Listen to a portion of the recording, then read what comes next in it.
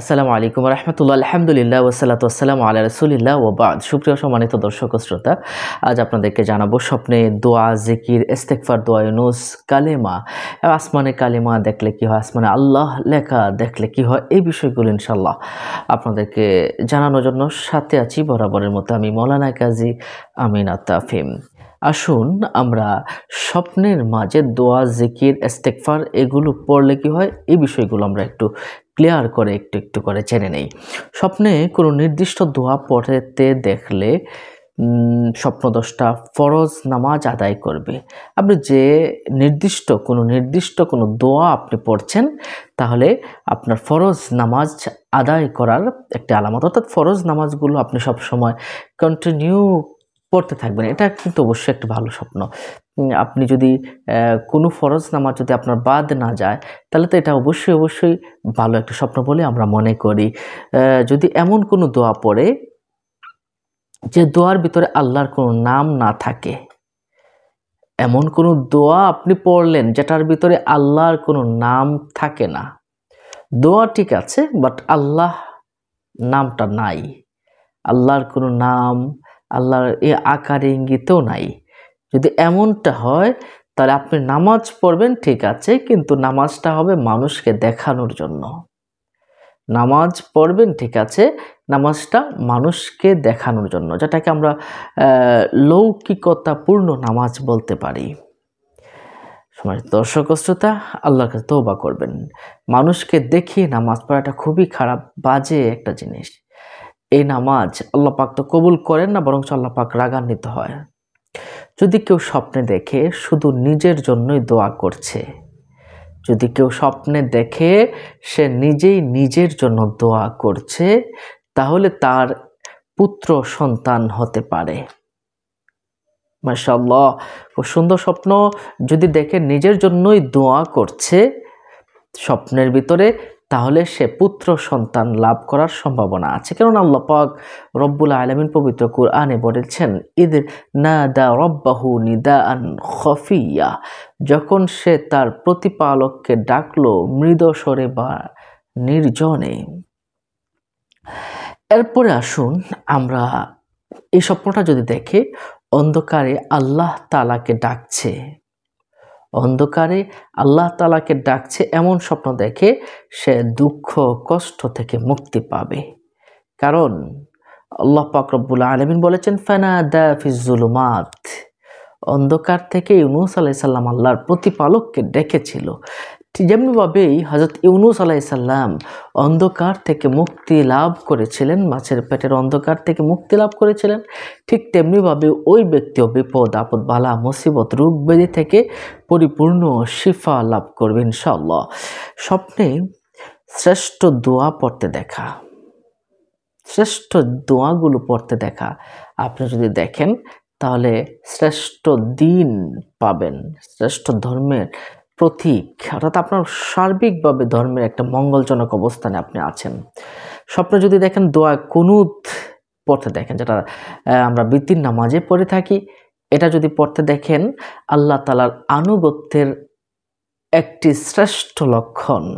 আপনি আল্লাহর প্রতি যে আনুগত্য করেন এটা বোঝা যায়, এবং আল্লাহর প্রতি আপনি রাজি খুশি আছেন এটাও বোঝা যায়।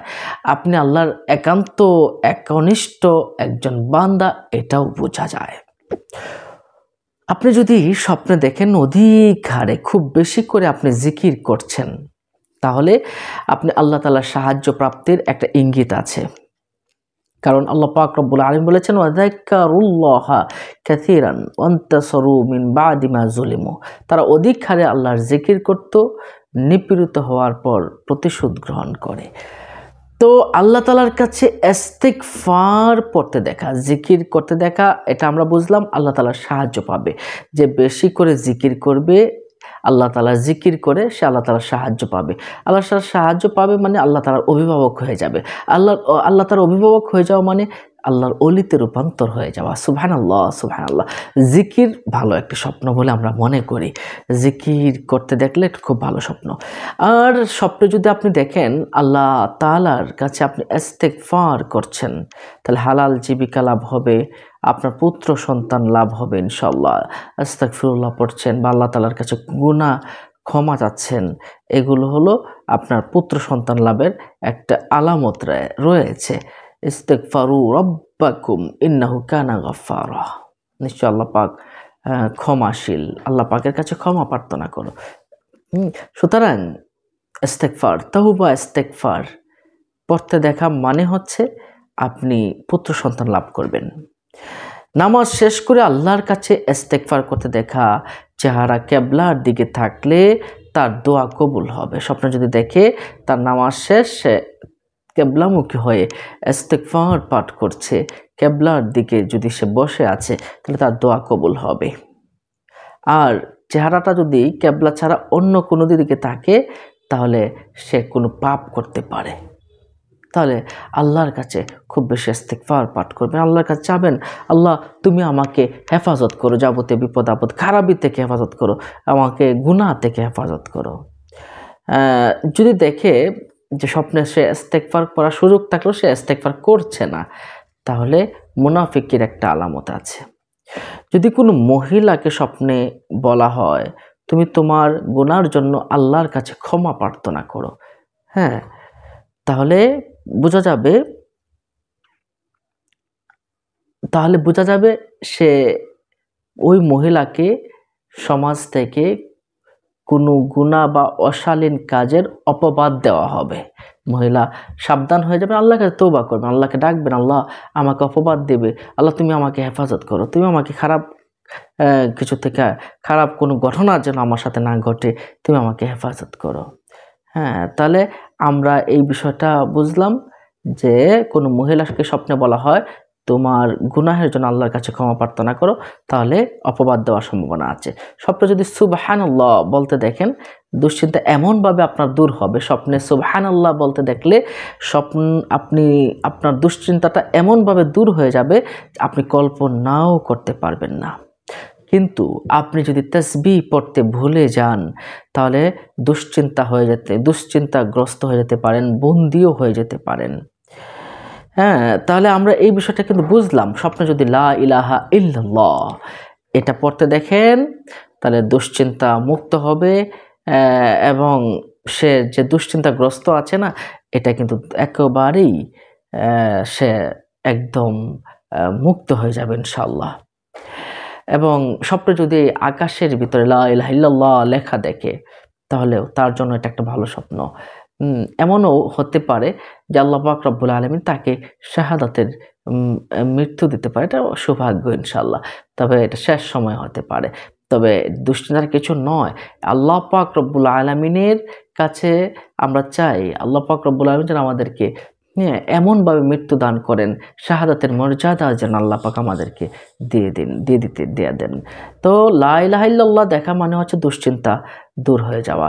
আল্লাহু আকবার বলতে দেখলে আপনার মনের বাসনা কামনা পূরণ হয়ে যাবে ইনশাআল্লাহ। আপনি শত্রুদের উপরে বিজয় লাভ করবেন আল্লাহু আকবার স্বপ্নে দেখলে। আলহামদুলিল্লাহ বলতে দেখলে স্বপ্নে নূর লাভ করবেন এবং দিনের আলোকবর্তিকা লাভ করবেন। এটা খুব ভালো স্বপ্ন। আলহামদুলিল্লাহ মানে হচ্ছে আপনার ভিতরে অনেক অনেক ভালো কিছু আল্লাহ পাক দান করবেন, নূর আসবে আপনার ভিতরে। সুবহানাল্লাহ বিহামদি। আল্লাহ শুকর যদি আদায় করতে দেখেন, অধিক নিয়ামত পাবেন, অনেক বেশি শক্তি পাবেন, প্রচুর পরিমাণে নিয়ামত, চারদিক থেকে অর্থ সম্পদ এবং আল্লাহ পাকের নিয়ামত আপনি পেতে থাকবেন। তাহলে আমরা আলহামদুলিল্লাহ বলতে দেখলে পুত্র সন্তানও লাভ হতে পারে। সম্মানিত দর্শক ও শ্রোতা, তাহলে আজ আমরা এই বিষয়গুলো জানলাম যে আল্লাহ নামটা যদি আকাশের ভিতরে দেখেন, তাহলে মনে করবেন আপনার উপর রহমত বরকত আসতে পারে, দুশ্চিন্তা মুক্ত হয়ে যেতে পারেন। এই জন্য আপনি যদি খারাপ স্বপ্ন দেখেন, তাহলে আপনি সাবধান হয়ে যাবেন। আর ভালো স্বপ্ন দেখলে আল্লাহর কাছে তওবা ইস্তেগফার করবেন, বেশি বেশি করে আপনি আল্লাহর কাছে পানাহ চাবেন। আপনি দোয়া বিষয়ে আমরা যে বিষয়গুলো জানলাম, এই বিষয়গুলো কিন্তু মনে রাখবেন, পুরুষ এবং মহিলার প্রায় সেম। সেমই বলা যায়। আমাকে অনেকেই বলেন, হুজুর পুরুষ এবং মহিলার স্বপ্ন কি একই রকম হয় কিনা? হ্যাঁ, অনেকাংশে একই রকম হয়। তবে বিভিন্ন ক্ষেত্রভেদেও ভিন্ন হতে পারে। তো দুশ্চিন্তার কিছু নেই। মনে করবেন যে আপনাদের কোনো প্রশ্ন যদি থাকে, আমাদের কমেন্ট বক্সে আপনারা প্রশ্ন করতে পারেন, অথবা কমেন্টে আমার ডেসক্রিপশন বক্সে আমরা নাম্বারও দিয়ে দিতে পারি, আপনারা যোগাযোগ করবেন। তাহলে আমরা আজ জানলাম স্বপ্নে দোয়া করা, কালেমা পড়া, সুবহানাল্লাহ বলা, আলহামদুলিল্লাহ বললে কি হয়, আল্লাহু আকবার বললে কি হয়, এই বিষয়গুলো কিন্তু আমরা জানলাম। অন্য মুমিন মুসলমান ভাইকে জানাতে শেয়ার করে দিন। ভালো থাকুন, সুস্থ থাকুন। দেখা হবে পরবর্তী ভিডিওতে। আসসালামু আলাইকুম ওয়া রাহমাতুল্লাহি ওয়া বারাকাতুহু।